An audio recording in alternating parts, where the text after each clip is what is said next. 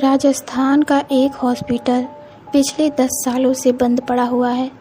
इस हॉस्पिटल के बंद होने का कारण लोग यह बताते हैं कि 10 साल पहले इस हॉस्पिटल में डॉक्टर सागर रहा करते थे। वो इस हॉस्पिटल के एक सीनियर डॉक्टर थे। पर एक दिन जब डॉक्टर सागर हॉस्पिटल की छत पर टहल रहे थे, तब कुछ लोगों ने डॉक्टर सागर को मारकर पानी की टंकी में डाल दिया था। और उनकी मौत के कुछ दिनों बाद से ही इस हॉस्पिटल में हॉरर एक्टिविटी होने लगी और उसके बाद हॉस्पिटल में कई लोगों की लाश छत पर पड़ी मिलती थी। और कभी कभी तो खुद डॉक्टर सागर को कई लोगों ने हॉस्पिटल में घूमते देखा था, जिसके बाद इस हॉस्पिटल को बंद करना पड़ा और आज भी कोई उस हॉस्पिटल में नहीं जाता है। सूरज और अखिलेश आज ही इस हॉस्पिटल के बगल वाले होटल में रहने को आए थे। पूरा दिन घूमने के बाद दोनों जब होटल वापस आ रहे थे, तब सूरज की नज़र हॉस्पिटल पर पड़ी। सूरज ने अखिलेश को हॉस्पिटल दिखाते हुए कहा, अरे भाई, ये हॉस्पिटल बंद क्यों पड़ा है?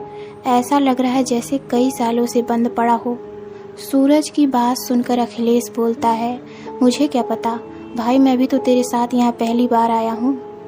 यही सब बातें करते हुए दोनों अपने होटल में पहुँच जाते हैं। वहाँ पहुँचते ही सूरज होटल के एक आदमी से पूछता है, अरे भैया, वो होटल के बगल वाला हॉस्पिटल बंद क्यों पड़ा है? सूरज की बात सुनकर वो आदमी बोलता है, क्योंकि वो एक भूतिया हॉस्पिटल है। उस आदमी की बात सुनकर सूरज बोलता है, अरे भाई जी, मजाक मत करो, अगर सही में कुछ पता हो तो बोलो। सूरज की ऐसी बातें सुनकर वो आदमी इस बार थोड़ा दांत पीसते हुए बोलता है, अगर मेरी बातों पर विश्वास नहीं है तो खुद जाकर देख लो। इतना बोलकर वो आदमी वहाँ से चला जाता है। उसके जाते ही अखिलेश सूरज से बोलता है, अरे तू भी कहाँ इस पागल की बातों में आ रहा है? पर सूरज तो जैसे अब उस हॉस्पिटल में जाने का मन बना बैठा था, इसलिए वो अखिलेश से बोलता है, यार एक बार देख आने में क्या जाता है, चल आज देख कर ही आते हैं। वो आदमी सच बोल रहा है या झूठ बोल रहा है? अखिलेश सूरज की ऐसी पागलों भरी बातें सुनकर सूरज को समझाते हुए बोलता है, तू पागल तो नहीं हो गया है? और वैसे भी हमें क्या मिलेगा उस आदमी को झूठा साबित करके? सूरज एक बार और कोशिश करते हुए अखिलेश से बोलता है, भाई तुझे अपनी दोस्ती की कसम, तू मेरे साथ आज रात को उस हॉस्पिटल में चल रहा है। अखिलेश जानता था सूरज बहुत जिद्दी है और अब वो वहाँ जाकर ही मानेगा, इसलिए अखिलेश सूरज की बात मान जाता है और दोनों रात के 12 बजे उस हॉस्पिटल में जाने का प्लान बनाते हैं। और जैसे ही घड़ी में रात के 12 बजते हैं, दोनों उस हॉस्पिटल में जाने लगते हैं और वहां पहुंचकर हॉस्पिटल के गेट का ताला तोड़कर अंदर चले जाते हैं। अंदर जाने के बाद दोनों एक एक करके हॉस्पिटल में हर जगह देखने लगते हैं कि कुछ तो भूतिया हो, पर उन्हें सिवाय धूल के वहाँ कुछ नहीं दिखता। तभी अखिलेश सूरज से बोलता है, भाई मुझे तो इस हॉस्पिटल में कुछ भी भूतिया जैसा नहीं दिख रहा है, चल यार अब होटल चलते हैं, फालतू का टाइम वेस्ट कर रहे हैं हम यहाँ। सूरज के पास उसकी बातों का कुछ जवाब नहीं था, इसलिए वो बोलता है, चल यार मुझे भी लगता है यहाँ कुछ भी नहीं है। इतना बोलकर दोनों बाहर जाने लगते हैं। तभी उनके पीछे से किसी की आवाज़ आती है, कौन हो तुम लोग? आवाज़ सुनकर जैसे ही सूरज और अखिलेश अपने पीछे मुड़ते हैं तो उनके होश उड़ जाते हैं, क्योंकि उन दोनों ने देखा उनके सामने एक बड़ा ही भयानक सा आदमी खड़ा था। क्योंकि उस आदमी का सर कटा हुआ था और उसने अपने सर को हाथों में पकड़ रखा था। उस आदमी को देखकर सूरज डरते हुए बोलता है, कौन हो तुम?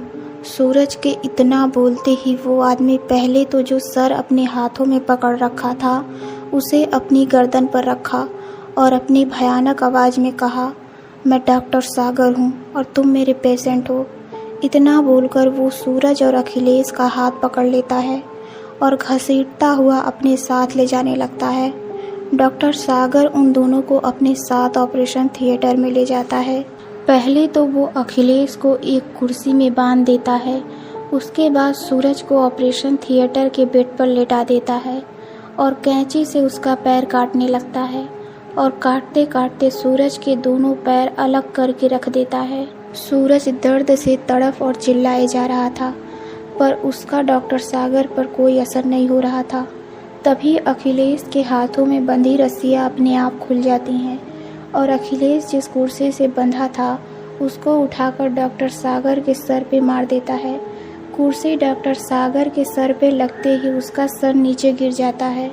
अखिलेश थोड़ा भी खुश हो पाता उससे पहले ही डॉक्टर सागर का सर अपने आप हवा में उड़ता हुआ डॉक्टर सागर की गर्दन पर लग जाता है। अखिलेश बस खड़ा खड़ा यह सब देख रहा था। वो बेचारा कर भी क्या सकता था, और सूरज को तो अपने दर्द के आगे कोई होश ही नहीं था, क्योंकि बेचारे के दोनों पैर जो कट चुके थे। तभी डॉक्टर सागर अखिलेश की तरफ मुड़ता है और बोलता है, अच्छा तुम्हारे दिमाग को ऑपरेशन करना है। इतना बोलकर डॉक्टर सागर ने अखिलेश को पकड़ लिया और घसीटते हुए उसको सूरज के बगल में लिटा दिया। अगले दिन जब वहाँ के पास के लोगों ने हॉस्पिटल का गेट खुला देखा तो लोगों ने सोचा कि हॉस्पिटल में चोरी हुई होगी, इसलिए वहाँ के लोगों ने पुलिस को बुला लिया। और पुलिस ने जब अंदर जाकर देखा तो उनको 2 लोगों की कटी पिटी लाश मिली। सूरज की लाश के तो दोनों पैर कट चुके थे और अखिलेश का सर ऊपर से कटा हुआ था। डॉक्टर सागर तो मर गए थे, लेकिन वो अभी भी लोगों का ऑपरेशन कर रहे हैं। तो दोस्तों, आपको ये कहानी कैसी लगी हमें कमेंट में ज़रूर बताइए। तो मिलते हैं अगली कहानी में। धन्यवाद।